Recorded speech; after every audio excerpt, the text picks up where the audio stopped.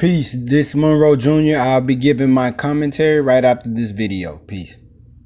Field had a low flight risk and sent him home with orders of electronic home monitoring. Mohammed Dukuly's family says they are disappointed in the decision. We don't even know whether he's going to be restored to normalcy. What we would have loved to see, even if the judge were to relieve him at least it should be on bail. Dukuly remains at the hospital and his family says he is recovering. He might be transitioning from the ICU probably today or tomorrow based on what the doctor told us. And that's our prayer. We don't want him to be a victim of this. We want him restored. Hennepin County Attorney Mike Freeman says the case is difficult, especially because students at Harrison Education Center face different mental health or social challenges. Sometimes they act out, and that's understood by staff and teachers alike.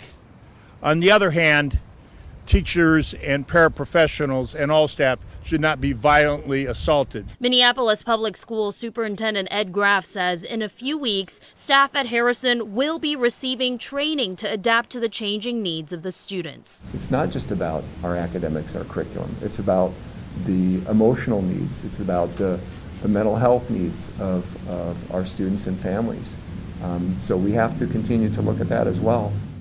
In addition to the home monitoring program, Burfield is not allowed to have any contact with Dukuly and is not allowed to have any weapons. He is due back in court on June 22nd. Well, Sharon, just to recap for people who didn't hear the initial story, he was believed to have grabbed for Dukuly's keys and then a fight ensued where he did what? Can you refresh people's memories? Well, so according to the criminal complaint, it seems that the student grabbed Dukuly by his belt and then his shirt and brought him down to the ground and repeatedly hit him on the head and neck with a closed fist. All right.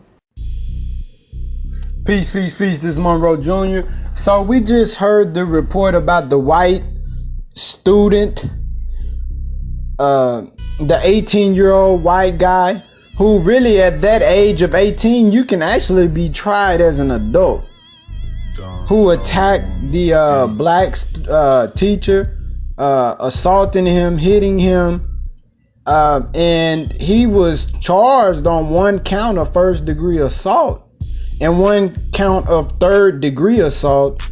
But it says, per the report, he was released without posting bail. Who the judge, as they always do, cater to white men who should be tried as adults, give them a slap on the wrist, because that's really they little brother, and they see them as their own son. And the judge, William Koch, came to the conclusion that Burfield was not a flight risk. The judge required that the 18-year-old not contact Dukuly, who was the teacher who got assaulted, and must submit to an electronic home monitoring device and meet with a mental health professional within 2 weeks. And of course, you know, Dukuly's family, the teacher who got assaulted, you know, they were disappointed. They were upset, they were frustrated. And 44-year-old black man, Mohammed Dukuly, he didn't even have any recollection of what took place and is just happy to be alive. As he murmured from his hospital bed, "Thank God, I don't know what happened. I'm starting to know things for myself, thank God." And it just goes to show, man, how the scale of justice is unbalanced, it's untipped. There is no freedom, justice, and equality in white America. You know, if that would have been a black student and a white teacher, you already know what time it is. That black brother is going to jail and being tried as an adult, right? It's so many cases of it. You know, but that's why I say we need to separate from white people and have our own land and territory, because they don't see us as their equal. And that's why they treat us the way they do. We have an economic blueprint in the Nation of Islam that has over $1 million towards going to purchase land. We ask everybody to go to economicblueprint.org and donate your pennies, nickels, and dimes. We're doing it in unison. And, you know, our unity is the key, so that we don't have to deal with them in the school system, deal with them in their judicial system, not have to deal with their legislative branches that make policy that helps white America, helps to support white supremacy, but does not allocate any resources into the black community. So, you know, it's really on us today, you know, or else we're going to see more and more of this type of hatred being displayed as the economy continues to erode and deteriorate.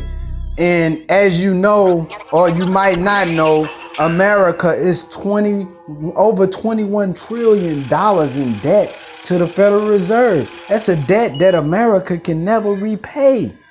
And other nations around the earth are looking at this. And they're looking at the paper that we print out of thin air that's not backed by any tangible assets. And now these other countries like the BRICS nation, Brazil, Russia, India, China, South America, they're forming alliances. They're tired of the West. They're tired of America. And once they begin to barter and trade with each other, and they increasingly see that, hey, we don't need the dollar, and they begin to dump all of those dollars that they have in their treasuries back into America, buying up different properties, buying up different businesses, buying up the land. That's what's going to happen, and that's what's happening. But then what happens once they buy up all of these different assets?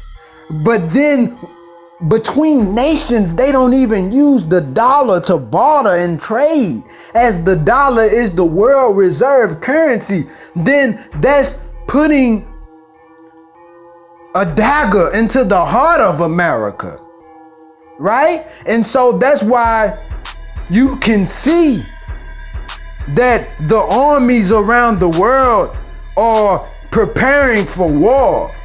The Great War of Armageddon, World War III is on the horizon, family.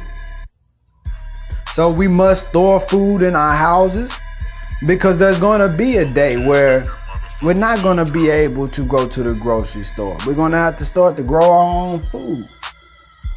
You know? It's barely food on the shelves as it is and we can see that whenever there's some type of catastrophe, everybody running to the store, it's hardly nothing there. You know what I'm saying? So we got to think outside the box, because this is coming to our door.